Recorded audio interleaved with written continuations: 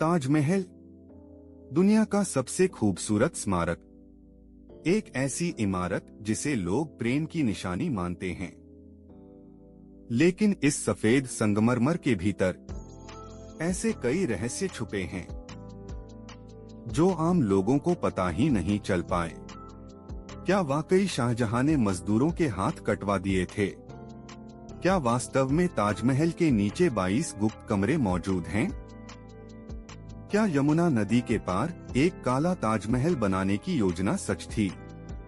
और सबसे बड़ा सवाल, ताजमहल इतना मजबूत कैसे है कि 400 साल बाद भी पत्थर जस का तस खड़ा है?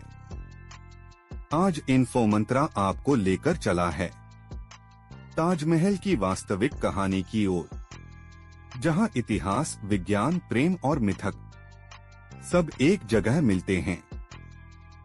साल 1607, एक युवा राजकुमार खुर्रम और एक सुंदर युवती अर्जुमंद बानो बेगम, दोनों की नजरें मिली और यहीं से शुरू हुई एक ऐसी प्रेम कहानी जिसने आगे चलकर दुनिया का सबसे सुंदर चमत्कार जन्म दिया। 1612 में खुर्रम ने अर्जुमंद से शादी की और वो मुमताज महल बन गईं। राजमहल की चुनिंदा, अप्रिय नहीं बल्कि सबसे प्यारी पत्नी मुमताज शाहजहां के दिल के उतने ही करीब थीं जितनी उनके शासन की नीतियों के। यह प्रेम सिर्फ व्यक्तिगत नहीं था, यह एक समझदारी भरा रिश्ता था जिसने मुगल शासन को भी दिशा दी।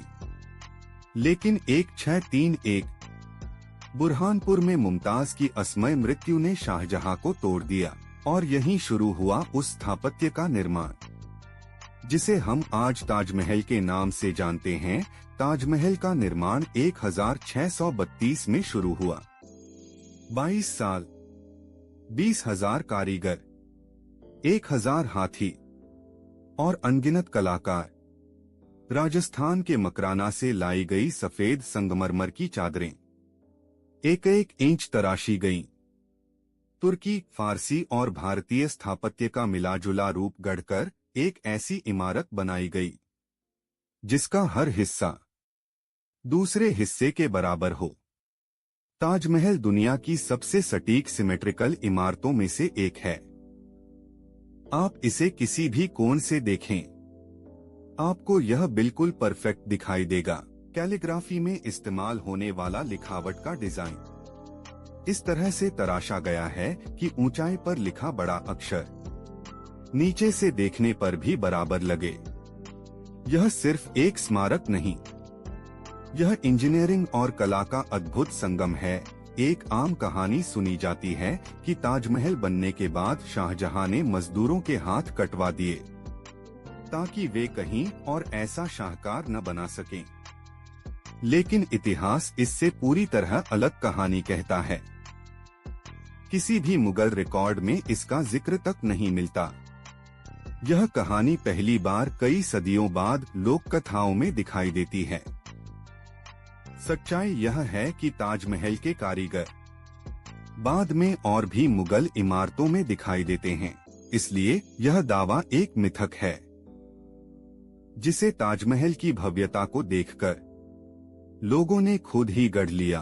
ताजमहल जितना शानदार ऊपर से दिखता है, उससे कहीं ज्यादा इंजीनियरिंग उसका आधार है। मुख्य गुंबद 73 मीटर ऊंचा है। चारों ओर की मीनारें हल्की सी अंदर की ओर झुकी हुई हैं, ताकि भूकंप आने पर वो मुख्य इमारत पर न गिरें, बल्कि बाहर की ओर झुक जाए। ताजमहल के नीचे विस्तृत गलियारे, मेहराबें और संरचनात्मक कक्ष मौजूद हैं, जिन्हें आम जनता कभी नहीं देख पाती। एक तरह से यह स्मारक जितना ऊपर है उतना ही नीचे भी फैला हुआ है। ताजमहल के 22 बंद कमरों का रहस्य सबसे चर्चित मुद्दों में से एक है। साल 2022 में जब इन कमरों को खोलने की याचिका कोर्ट में पहुंची, तो एएसआई ने स्पष्ट कहा, ये कमरे कोई रहस्य नहीं, बल्कि मेंटेनेंस और संरचनात्मक कारणों से बंद रखे जाते हैं।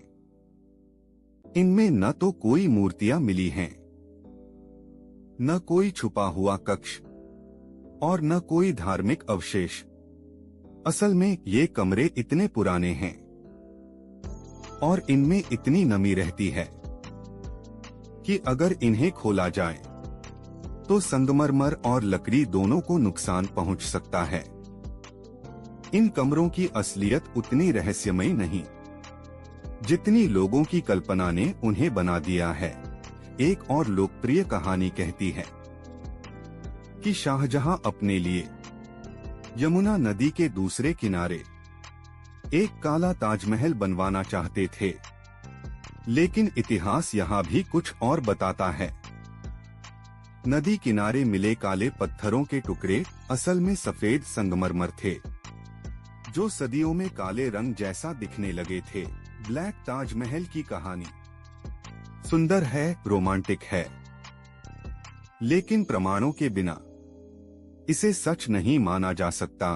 ताजमहल देखने वालों को हमेशा एक बात चकित कर देती है। यह इमारत जितनी दिखाई देती है, वास्तव में उससे भी अधिक अद्भुत है। जब आप मुख्य दरवाजे से ताजमहल को देखते हैं तो वह दूर और छोटा लगता है, लेकिन जैसे जैसे आप आगे बढ़ते हैं वह बड़ा दिखाई देने लगता है। मीनारें अंदर की ओर झुकी हुई हैं ताकि संरचना स्थिर रहे। सूरज की रोशनी में सफेद संगमरमर का रंग बदलता है, सुबह गुलाबी, दिन में सफेद और शाम को सुनहरा। यह इमारत सिर्फ संगमरमर नहीं, यह पूरा एक ऑप्टिकल विज्ञान है। ताजमहल की नींव लकड़ी से बनी है, लेकिन लकड़ी तो पानी में सड़ जाती है। फिर ताजमहल कैसे खड़ा है? यहाँ आता है मुगल इंजीनियरिंग का कमाल। नींव में देवदार की लकड़ी का प्रयोग किया गया है, जो पानी में और मजबूत होती है। यमुना नदी का बहता पानी इस नींव को लगातार संरक्षित रखता है। अगर यमुना सूखने लगे तो ताजमहल पर खतरा बढ़ सकता है। इसलिए नदी का बहाव इस स्मारक की जीवन रेखा है। वक्त के साथ साथ ताजमहल कई विवादों का हिस्सा भी बना।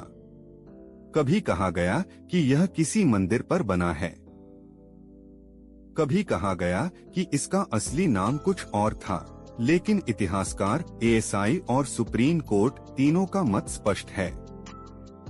ताजमहल शाहजहां द्वारा निर्मित एक मकबरा है।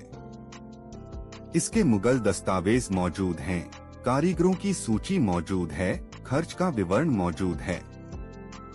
इतिहास को तथ्यों के आधार पर समझना चाहिए, न कि दंतकथाओं और राजनीति के आधार पर। ताजमहल सिर्फ एक इमारत नहीं, यह एक भावना है, एक प्रेम कहानी है, एक इंजीनियरिंग का चमत्कार है, एक सांस्कृतिक धरोहर है। सदियों बाद भी यह दुनिया की सांसें रोक देता है, क्योंकि यह हमें याद दिलाता है कि मनुष्य की कल्पना पत्थरों में भी जान डाल सकती है।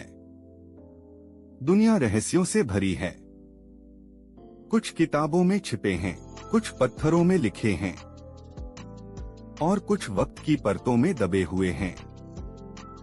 इन्फोमंत्रा का लक्ष्य है इन सभी रहस्यों को डॉट आप तक सबसे सटीक, सबसे सुंदर और सबसे दिलचस्प तरीके से पहुंचाना।